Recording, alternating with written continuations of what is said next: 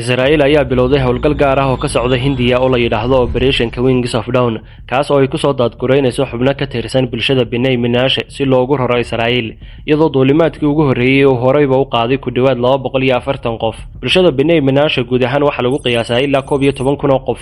Ku dhawaad 5,000 ayaa hore ugu hijrooday Israa'iil, halka qiyaastii 6,000 ay weli ku nool yihiin gobollada waqooyi bari ee Hindiya sida Manipur iyo Mizoram. qorshahan cusub ee Israa'iil waxay damacsan tahay inay keento 1,200 oo qof dhamaadka sanadka 2026 kadibna ay sii wado rarista xubnaha kale ilaa inta ka hadhay bulshada loo raro Israa'iil marka la gaaro 2030. Laakiin maxay Israa'iil sidaas u sameynaysaa? Maxay bulshadan yar ee ku nool Hindiya ugu tahay mid muhiim u ah Israa'iil? Sheekada ay aaminsan yihiin ayaa waxa ay dib ugu laabanaysaa ku dhawaad 2,700 oo sano ka hor qabiil Israa'iiliyiin ah oo hore loo oran jiray qabiilka Manasseh, kaas oo la xiriirin jiray Manasseh oo ah wiilka uu Nabi Yuusuf dhalay عليه السلام. waqti kadib qabiilkan ayaa ka go'ay dhulkoodii asalka ahaa, waxaana la rumaysan yahay inay u guureen meelo kala duwan sida Faris, Afghanistan, Tibet ilaa Shiinaha ka hor intii ay degin waqooyi bari Hindiya, gaar ahaan Manipur iyo Mizoram.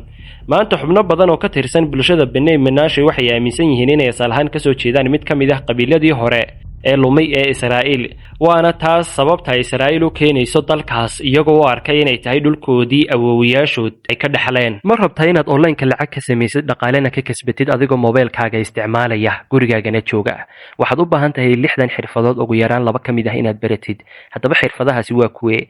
waa AI-da, affiliate marketingka, cryptocurrency, digital productska sida online-ka loogu iibiyo, e-commerce-ga iyo freelancing-ka. haddaba sidee ayaad ku baran karaysaa? waxaa jira buugaag ku qoran luqadda Ingiriishka. haddaba waxaa lagaaga soo koobay buugaagtaasi mid kasta oo ka mid ah xirfadahana waxaa lagugu soo koobay luqadaada Soomaaliga, oo waxaad helaysaa buug si tafatiran kuugu sharaxaya AI-da, affiliate-ka iyo xirfadaha kaleba. buugaagtan waxaad ku heli karaysaa iyagoo PDF ah oo e-bookska.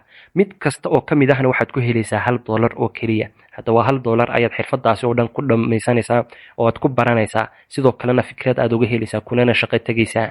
waxaad u baahan tahay kaliya inaad numberkan igala soo xidhiidhid, waxaadna 6 buugba ku helaysaa $6 oo kaliya. waxaad ku baran doontaa toolska muhiimka sida lacag looga sameeyo, farsamooyin iyo tricks qarsoon sida aad uga shaqaysan karto meel kasta adiga oo jooga. dhammaan waxay kugu diyaarsan yihiin iyagoo e-books ah oo PDF ah. mobilkaaga ayaad ku helaysaa, isla markaana waad ku shaqo tagaysaa 6daas xirfadood marka aad fahantin sida dadka online-ka uga shaqaystaan. hadda dalbo oo hadda hel numberkaas shashada saaran igala soo xidhiidh.